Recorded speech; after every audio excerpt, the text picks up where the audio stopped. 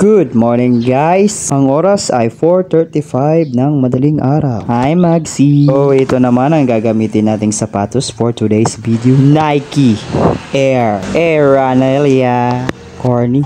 So ayan guys, nagsasapatos na ako dyan. So gaya na nakikita nyo, medyo maliwanag na. Maagang nag-rise ang sun kasi nga extra rise. So pagdating ko nga sa aming gymnasium, may naka-on na ang ilaw. Kaya naman agad ako nag-stretching para hindi ako mapilayan. Napakalaga talaga ng stretching, kaya wag natin itong kalilimutan bago tayo maglaro. O kaya ay mag-practice. So pagkatapos ko nga mag-stretching ay nag-dribbling drills na muna ako. Para naman ay hindi mawala ang ball handling skills ko kung meron man. At syempre kapag nag-dribble ka sa kanan, dapat hindi mo rin kalimutan mag-dribble sa kaliwa. Dapat talaga pantay para fair. Para pag magaling ka sa kanan, dapat magaling ka rin sa kaliwa. Siguro mga 15 minutes na ako nag-dribbling drills. Kasi nga laging nawawala sa akin ng bola. Kaya dapat talagang i-improve ko ang aking ball handling skills para hindi ako ma-turnover. After ko nga mag-dribbling drills ay ginawa ko na ang form shooting. At gagawin nating mas intense ngayon ang ating shooting drills. Ang ginawa natin dyan ay 10 bawat side. Kasi ang goal natin ay maka 100 shots tayo for today. Talagang napakaganda nitong form shooting mga master. Kasi sa pamamagitan nito ay magiging maganda ang inyong shooting form.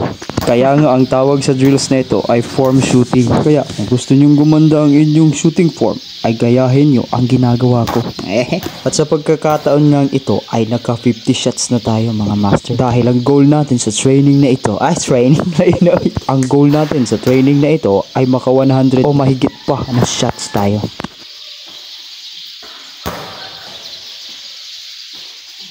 Pagkatapos naman ng form shooting ay ginawa natin itong self-toss shooting drills. Dito nga ay itotoss natin sa ating self ang bola tapos isushoot natin.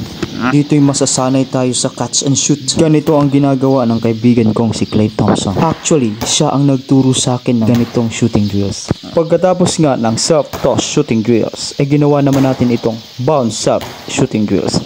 Dito nga ay ibabounce natin ng malakas at dapat hindi lumagpas sa dalawang bounce ang bola at pagka nakuha na natin ang bola ay agad natin itong i-jump shot. Dito ay masasanay tayo na kahit pangit ang pasa ng kakampi natin ay magkakaroon pa rin tayo ng balance para maitira ng maganda ang jump shot. Pagkatapos naman noon ay ginawa na natin ang step back jump. Ito ang signature move ni Papa Luka at ni James Harden. At gaya ng mga naunang drills ay 10 shoot sa kaliwa at 10 shoot din sa kanan. At habang ako ay nagpa-practice ay may dumating tayong isang kaibigan. At sinabihan ko siya na umalis ka muna din nagpa-practice ako. Siyempre biro lang, hindi tayo ganun kasama. Tinuruan ko siya kung paano ang tamang paraan ng pagti-training ng mag-isa. At habang nagtitraining kami ay nagulat ako dahil mas shooter pa pala siya sa akin. Tinuruan ko din siya kung paano gawin ang 2 dribble pull-up jumper.